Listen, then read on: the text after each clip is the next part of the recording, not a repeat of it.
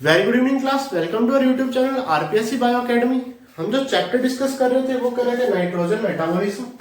Nitrogen metabolism में हमने देखा था कि जो नाइट्रोजन का फिक्सेशन है वो या तो फ्री लिविंग रूप में होता है या सिम्बायोटिक एसोसिएशन के रूप में होता है।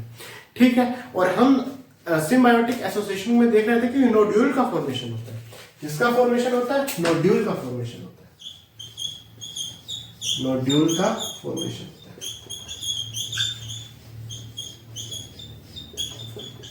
नोड्यूल का फॉर्मेशन होता है। नोड्यूल फॉर्मेशन की बात की जाए तो सबसे पहला जो स्टेप आएगा नोड्यूल फॉर्मेशन का वो आएगा मल्टीप्लिकेशन।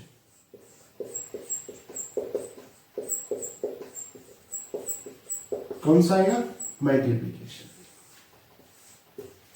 मल्टीप्लिकेशन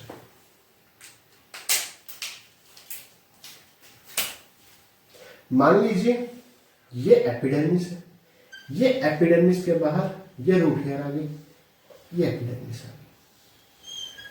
जो राइजोबिया बैक्टीरिया है वो सॉइल में पाए जाते हैं। ये राइजोबिया बैक्टीरिया है।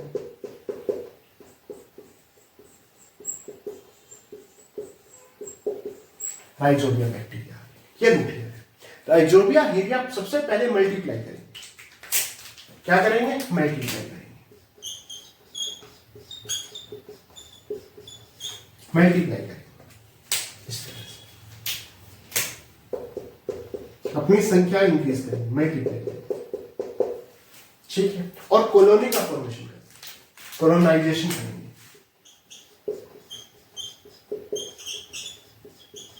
इस तरह से कॉलोनी का क्या करेंगे? फॉर्मेशन करेंगे, कॉलोनाइजेशन करेंगे, कॉलोनी का फॉर्मेशन करेंगे,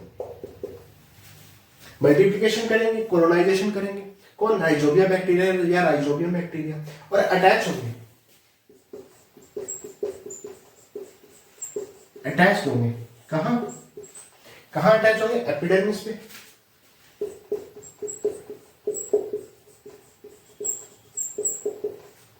एपिडर्मिस पे या रूट हेयर पे।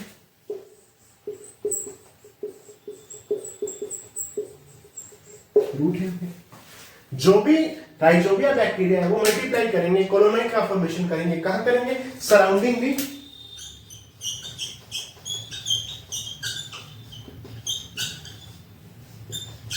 रूट। रूट के चारों तरफ वो अपना मल्टीप्लिकेशन करेंगे, कॉलोनी का फॉर्मेशन करेंगे, अटैच हो जाएंगे। कहां अटैच हो जाएंगे? एपिडर्मिस पे या रूट हेयर पे अटैच हो जाएंगे। या तो एपिडर्मिस पे इस तरह से अटैच हो जाएंगे,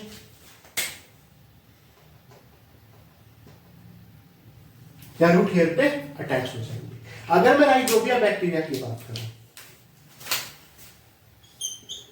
राइजोबिया बैक्टीरिया की बात करूं, यहां पे एक प्रोटीन पाई जाती है,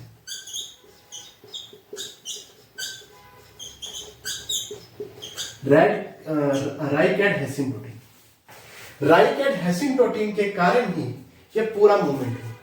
मूवमेंट क्या होगा? ये जो राइजोबिया बैक्टीरिया है यहां अटैच हो जाएंगे, रूट हेयर पे अटैच हो जाएंगे। राइकेड हेसिन नामक प्रोटीन के कारण ही होगा। तो ये मूवमेंट कैसी होगी? ये कीमोटैक्टिक मूवमेंट होगी। कीमोटैक्टिक मूवमेंट। जो राइजोबिया बैक्टीरिया है उन्होंने मल्टीप्लाई किया, कॉलोनी का फॉर्मेशन किया, अटैच हो गए कहां? एपिडर्मिस पे या रूट हेयर पे। अटैच क्यों हुए? क्योंकि राइकेड हेसिन नामक प्रोटीन पाई जाती है इनमें। ठीक है, और जिनके कारण ये अटैच हो गए कहां पे? रूट हेयर पे अटैच हो गए। इसे कीमोटैक्टिक मूवमेंट कहा, क्योंकि केमिकल के कारण मूवमेंट हो रही है। अटैच कहां पे? एपिडर्मिस और रूट हेयर पे। किसका? राइकेड हेसिन नामक प्रोटीन के कारण। ठीक है, इसमें एक नोड फैक्टर भी पाया जाता है, नोड फैक्टर। ये नोड फैक्टर क्या करता है? ये पोरस करता है, इस छिद्रित करता है इस रूट हेयर को। क्या करता है? छिद्रित करता है, पोरस करता है। इससे पोरस करता है रूट हेयर को, पोरस करता है, रूट हेयर को पोरस करता है। ये है पहला स्टेप। पहले स्टेप में मल्टीप्लिकेशन हुआ, मल्टीप्लाई किया राइजोबिया बैक्टीरिया ने, कॉलोनी का फॉर्मेशन किया, अटैच हुए एपिडर्मिस पे या रूट हेयर पे। ठीक है, राइकेड हेसिन नामक प्रोटीन के कारण ही ऐसा हुआ। ये कीमोटैक्टिक मूवमेंट है क्योंकि केमिकल के कारण मूवमेंट हो रही है। नोड जो है वो पोरस करेगा इस रूट हेयर को। कहां? ये बैक्टीरिया पाए जा रहे हैं, सराउंडिंग दी रूट पाए जा रहे हैं, रूट के सराउंडिंग पाए जा रहे हैं, सराउंडिंग दी रूट पाए जा रहे हैं, रूट के चारों तरफ पाए जा रहे हैं। तो पहला स्टेप होगा मल्टीप्लिकेशन। दूसरे स्टेप की बात की जाए कर्लिंग।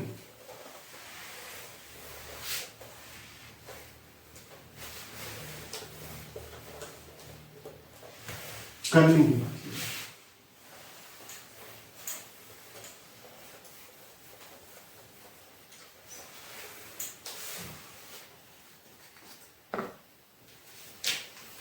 दूसरा स्टेप क्या है? कर्लिंग।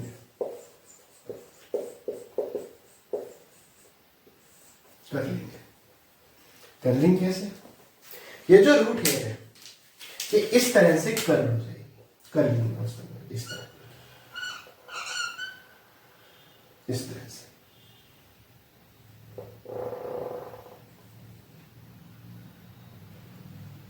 इस तरह से कर्ल हो जाएगी।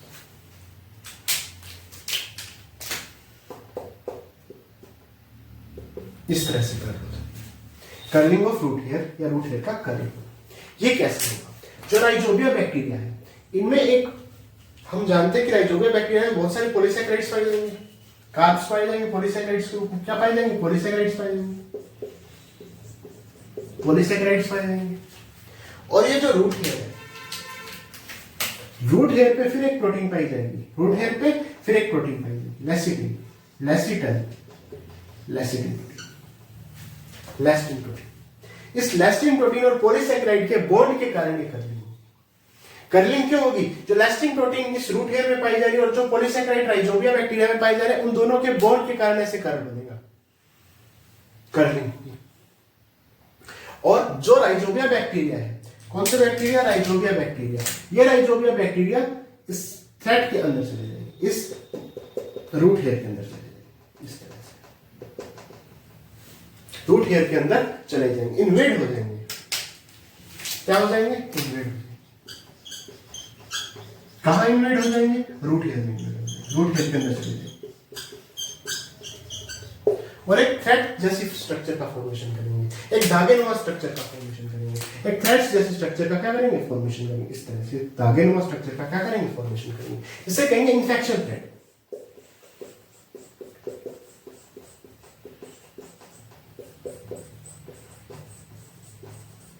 Infection threads. लेसिटिन प्रोटीन पाई जाती है कहां?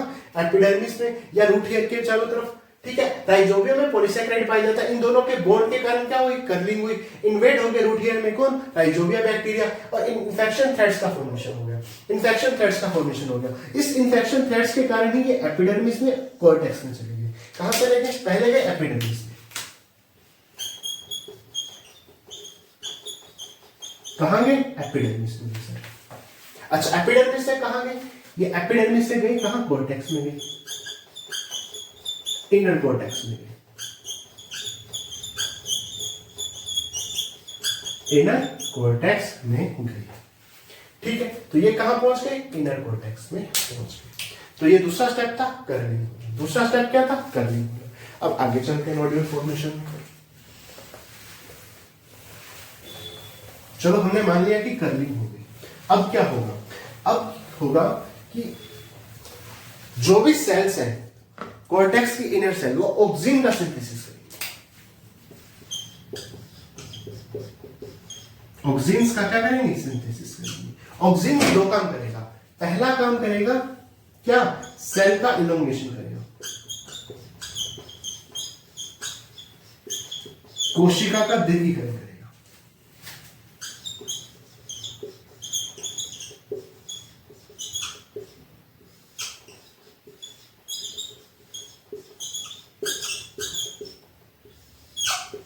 कोशिका का दीर्घीकरण करेगा। दूसरा काम क्या करेगा? सेल डिवीजन को प्रमोट करेगा।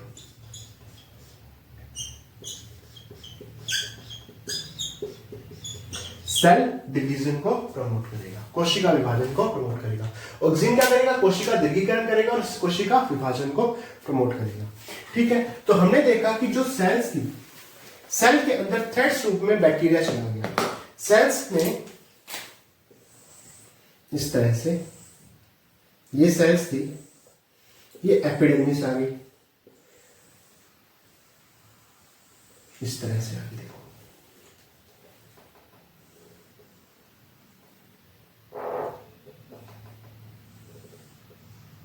इस तरह से कर्लिंग हो गई थी।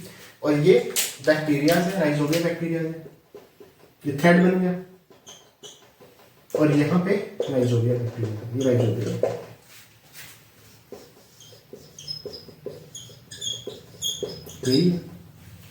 देखो ये जो कॉम्बिनेशन है,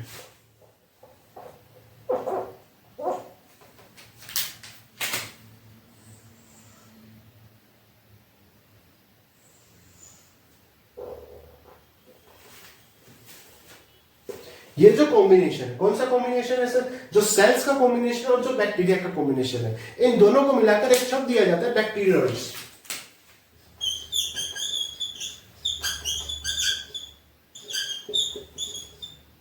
बैक्टीरियोइड्स, बैक्टीरियोइड्स क्या है? बैक्टीरियोइड्स का मतलब बैक्टीरिया भी है प्लस वो जो सेल, जिस सेल में बैक्टीरिया प्रेजेंट है, नाइट्रोजन मेटाबॉलिज्म के लिए जिस सेल में बैक्टीरिया प्रेजेंट है, उन दोनों को कहा जाता है बैक्टीरियोइड्स। के वो सेल भी बैक्टीरियोइड्स है और प्लस वो जो बैक्टीरिया उसके अंदर प्रेजेंस है, राइजोबियम बैक्टीरिया जो सेल के अंदर प्रेजेंट है, उन्हें क्या कहा जाता है? बैक्टीरियोइड्स कहा जाता है। उन्हें क्या कहा जाता है? बैक्टीरियोइड्स कहा जाता है। तो बैक्टीरियोइड्स की कई बार डेफिनेशन आ जाती है कि बैक्टीरियोइड्स है क्या। तो बैक्टीरियोइड्स वो सेल भी है प्लस वो बैक्टीरिया, दोनों को मिलाकर जो दोनों का बॉन्ड है वो बैक्टीरियोइड्स है। ठीक है, तो ये बैक्टीरियोइड्स आ गया। अगर मैं बात करूं इस पूरे प्रोसीजर में जीन कौन सी काम आएगी, जीन कौन कौन सी काम आएगी? जीन की बात की जाए तो एक तो नोड जीन थी जो पोरस करती थी किसको? जो रूट हेयर था उसको पोरस करने का काम आती थी। नोड जीन से बना नोड जीन थी। नोड जीन से जो नोड प्रोटीन निकलती थी वो थी। नोड जीन बैक्टीरिया में भी पाई जाती है प्लस प्लांट के रूट में भी पाई जाती है। एक निफ जीन काम करती है, निफ जीन काम करती है, एक फिक्स जीन काम करती है। दोनों जीन, निफ जीन और फिक्स जीन, केवल बैक्टीरिया में पाई जाती है, प्लांट में नहीं पाई जाती, बैक्टीरिया में पाई जाती है, बैक्टीरिया में पाई जाती है। ये जीन्स आ गई, जो जीन्स काम करती है नाइट्रोजन मेटाबॉलिज्म। ठीक है, अब बात करते हैं एंजाइम की। एंजाइम नाइट्रोजनेज एंजाइम काम करता है। कौन सा एंजाइम काम करता है? नाइट्रोजन एंजाइम काम करता है। नाइट्रोजन एंजाइम काम करता है। नाइट्रोजन एंजाइम के दो कॉम्प्लेक्स हैं, एक कॉम्प्लेक्स 1 और एक कॉम्प्लेक्स 2। कॉम्प्लेक्स 1 और कॉम्प्लेक्स 2। कॉम्प्लेक्स 1 में मोलिब्डेनम पाया जाता है और आयरन पाया जाता है। कॉम्प्लेक्स 2 में प्रोटीन पाई जाती है, ferrous sulphur protein, iron sulphur protein पाई जाती है। ये दो तरह के कॉम्प्लेक्स किसमें पाए जाते हैं? ये दो तरह के कॉम्प्लेक्स नाइट्रोजनेज एंजाइम में पाए जाते हैं। नाइट्रोजनेज एंजाइम की स्ट्रक्चर को देखा जाए। नाइट्रोजनेज एंजाइम की स्ट्रक्चर को देखा जाए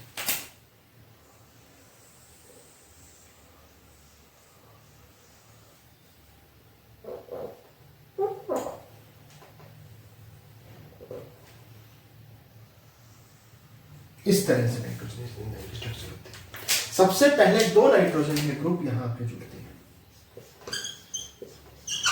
दो नाइट्रोजन के ग्रुप यहां आकर जुड़ते हैं, तो क्या बनता है देखिए।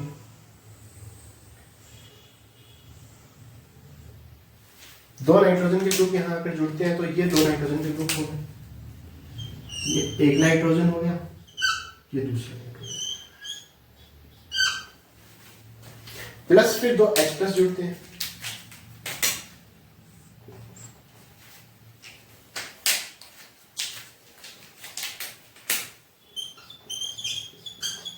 H प्लस जुड़ते हैं,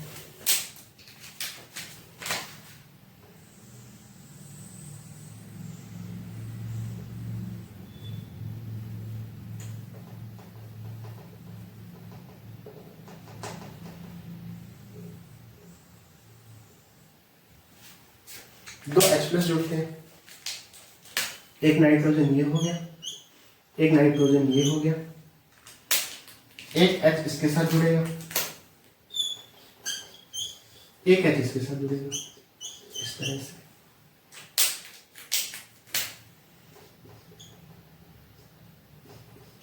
इस तरह से, ठीक है। फिर दो H प्लस आके जुड़ेंगे, ये तब तक चलेगा जब तक अमोनिया का फॉर्मेशन नहीं हो जाता।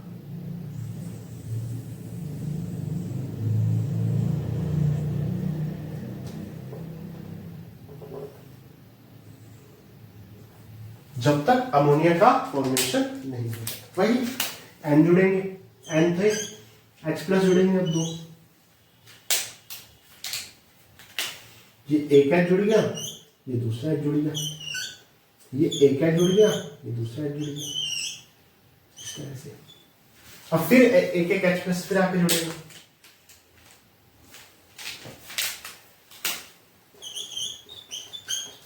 फिर एक एक H प्लस आके जुड़ेगा,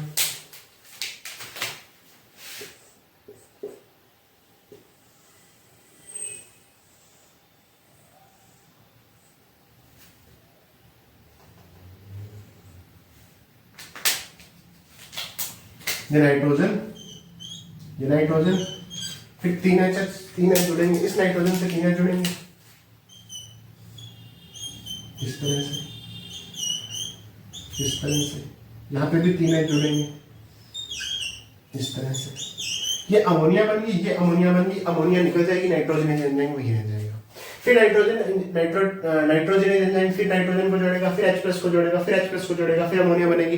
तो यहाँ पे अमोनिया का फॉर्मेशन होगा। किसका फॉर्मेशन होगा? अमोनिया का फॉर्मेशन होगा, 2 मोल अमोनिया का फॉर्मेशन होगा। अगर मैं इस रिएक्शन को देखूं तो रिएक्शन किस तरह से होगी? अगर मैं रिएक्शन को देखूं तो रिएक्शन किस तरह से होगी? मैं पूरी रिएक्शन की करूं।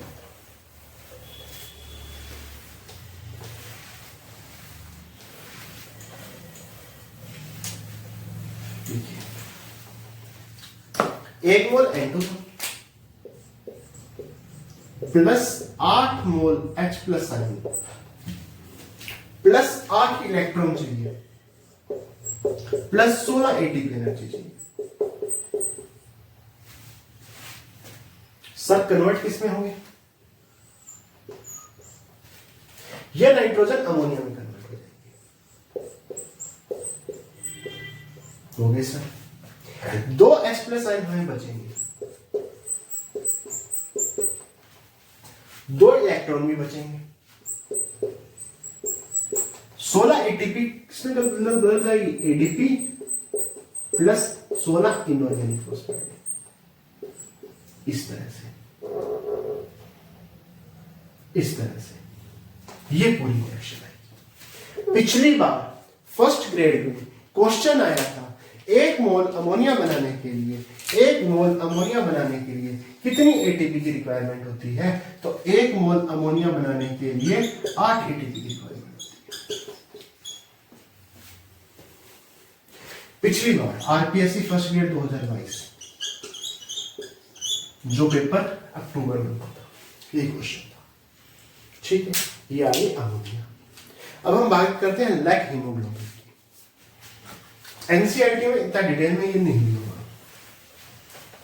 अब बात किसकी करते हैं? लैक हीमोग्लोबिन की।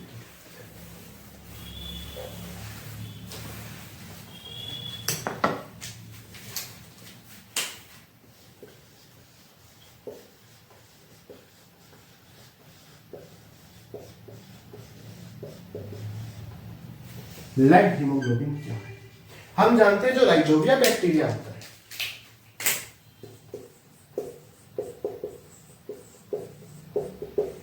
कौन सा बैक्टीरिया? Rhizobia bacteria. ये फ्री लिविंग ग्रुप में काम करता है।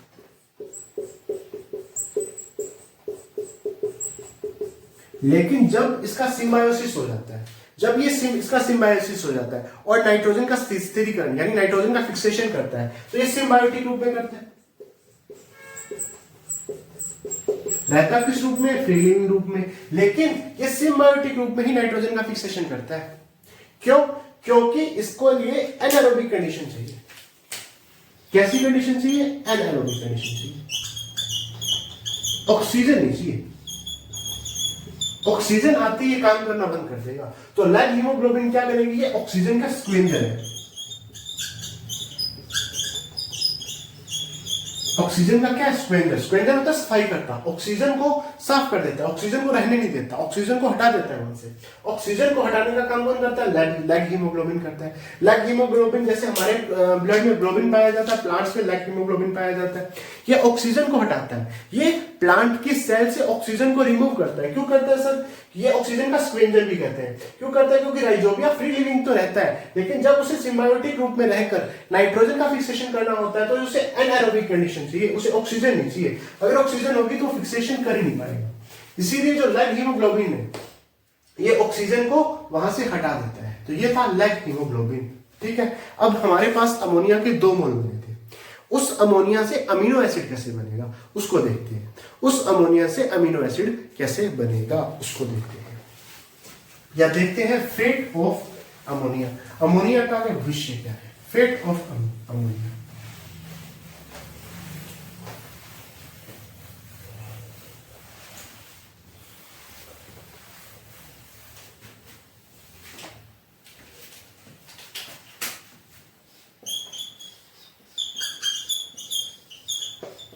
Fate of ammonia. अमोनिया का आगे भविष्य क्या है? अगर अमोनिया की भविष्य की बात की जाए, अमोनिया के फ्यूचर की बात की जाए, तो अमोनिया प्लांट में बना, उसने H+ आयन लेकर अमोनियम आयन बना दिया। कौन सा आयन बना दिया? अमोनियम आयन बना दिया। पहले हमने जब नाइट्रोजन फिक्सेशन पढ़ा था, हमने तब भी पढ़ा था कि नाइट्रोजन से पहला कंपाउंड अमोनियम आयन बनता है, NH+4 बनता है। ठीक है, अमोनियम आयन बन गया। अमोनियम आयन एक टॉक्सिक है, जहरीला है, ये सेल को खत्म कर देगा, प्लांट को खत्म कर देगा, टॉक्सिक है, जहरीला है। ये अमोनियम आयन अब विभिन्न रूपों में चेंज होगा। ये अमोनियम आयन अमीनो एसिड बनाएगा, ये अमोनियम आयन एमाइड्स बनाएगा। तो ये अमोनियम आयन क्या बनाएगा? अमीनो एसिड्स बनाएगा। ठीक है, तो अमीनो एसिड कैसे बनेगा? नंबर 1 रिडक्टिव एमिनेशन वाला, एमिनेशन वाला।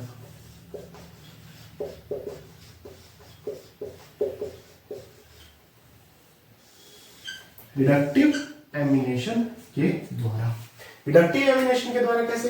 Alpha ketoglutaric acid,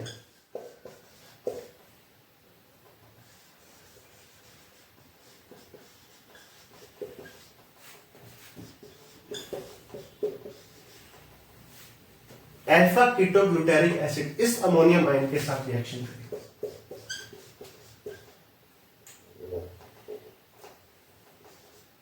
plus NADPH खर्च होगा। क्या बनेगा सर? बनेगा ग्लूटामेट।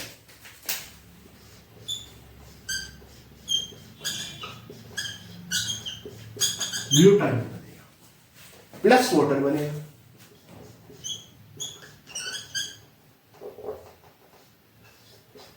प्लस NADPH आएगा। इसका फॉर्मेशन, ग्लूटामेट का फॉर्मेशन होगा, वाटर बनेगा, प्लस NADP बनेगा, ग्लूटामेट यानी अमीनो एसिड बनेगा। ठीक है, तो ये आ गया रिडक्टिव एमिनेशन। पहला प्रोसीजर क्या आ गया? रिडक्टिव एमिनेशन आ गया। इसमें क्या बना? ग्लूटामेट का फॉर्मेशन हुआ। इसमें क्या फॉर्मेशन हुआ? ग्लूटामेट का फॉर्मेशन हुआ। आगे चलते हैं सर। दूसरा है transamination.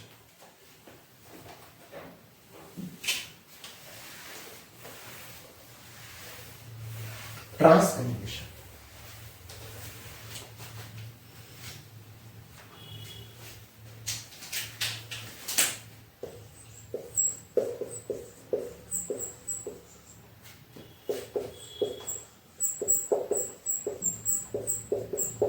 Amination, transamination, trans ammunition.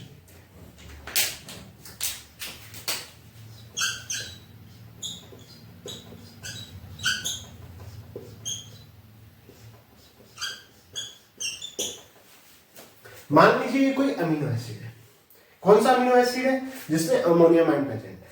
दूसरा अमीनो एसिड ऐसा है जो कीटो अमीनो एसिड है, उसमें कीटोन समूह प्रेजेंट है। एक अमीनो एसिड ऐसा है जिसमें अमोनियम आयन प्रेजेंट है, एक अमीनो एसिड ऐसा है जिसमें कीटोन प्रेजेंट है।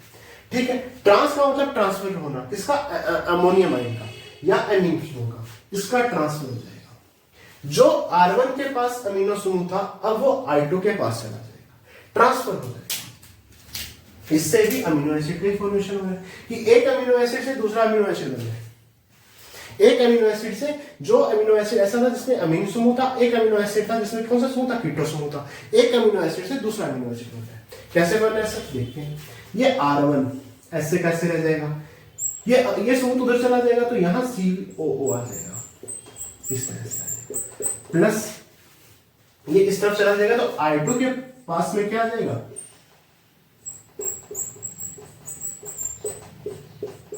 इस तरह से। तो एक अमीनो एसिड से दूसरा अमीनो एसिड बनेगा, ट्रांसएमिनेशन का प्रोसेस हो जाएगा। इसमें एस्पार्टिक एसिड का फॉर्मेशन होता है।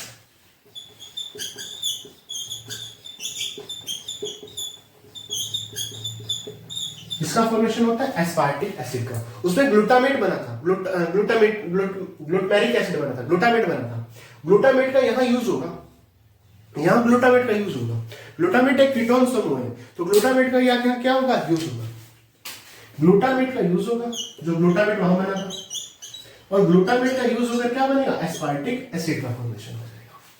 ठीक है, एस्पार्टिक एसिड का फॉर्मेशन हो जाएगा। ये कीटोन है, कीटो ग्रुप है इसमें, और ये सारा इस तरह से आगे ट्रांसएमिनेशन का प्रोसेस हो जाएगा। ठीक है, तीसरा देखते हैं।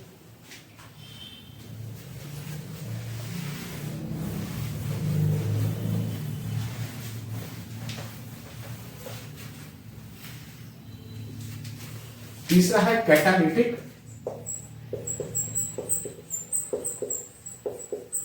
एमिडेशन। यहां एमाइड्स का फॉर्मेशन होगा, एमाइड्स का फॉर्मेशन होगा।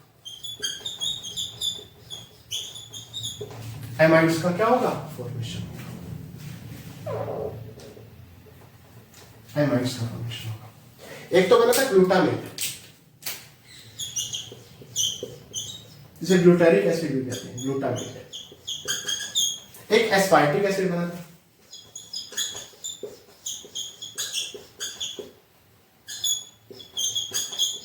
इन दोनों के साथ अमोनियम ग्रुप रहेगा।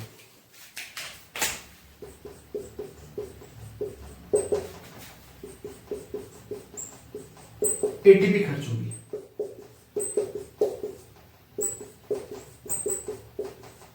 और क्या बनेंगे, एमाइड्स बनेंगे। क्या बनेंगे, एमाइड्स बनेंगे।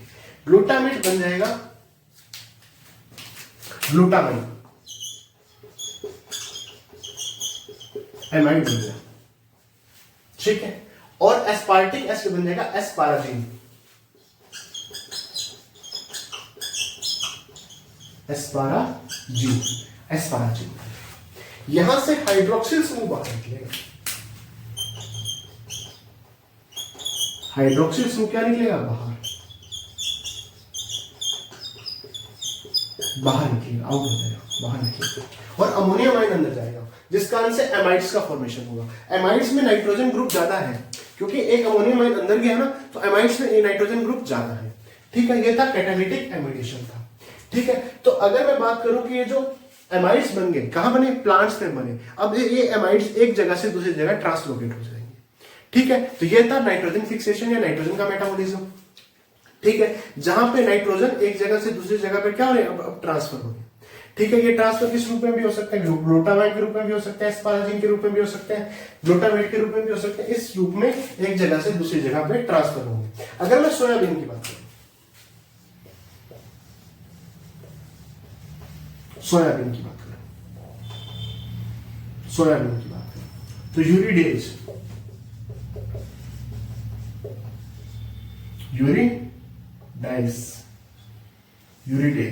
के रूप में, यूरिडेज आएगा ना, यूरिडेज आएगा,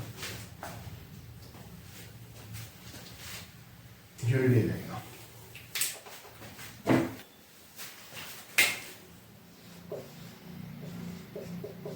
यूरिडेज के रूप में, सोयाबीन में यूरिडेज के रूप में नाइट्रोजन एक जगह से दूसरी जगह पे ट्रांसफर होगी। तो ये था आज का लेक्चर। उम्मीद है आपको पसंद आया होगा। आप प्लीज चैनल को सब्सक्राइब कीजिए, वीडियो को लाइक कीजिए, शेयर कीजिए। Thank you.